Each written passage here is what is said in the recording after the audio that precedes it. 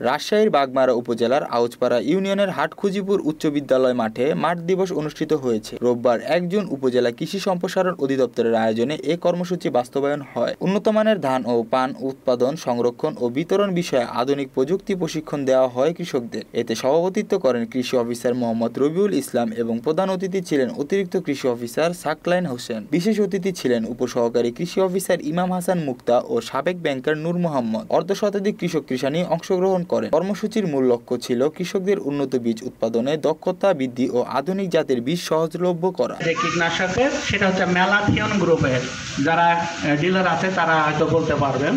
তাহলে সর্বনিম্ন যে বিষক্রিয়া ম্যালাথিয়ন গ্রুপের, এটা স্প্রে করার পর আমরা অনেকে, তাই কি না, এতে কি হচ্ছে, এটা খাওয়ার ফলে বিজ্ঞানী তারা আবিষ্কার করছে, তারা আবিষ্কার করে আমাদের মাধ্যমে এটা মাঠ পর্যায়ে কি করছে, পরিচালনা করছে। এটার জন্য আজকে আমরা দেখেন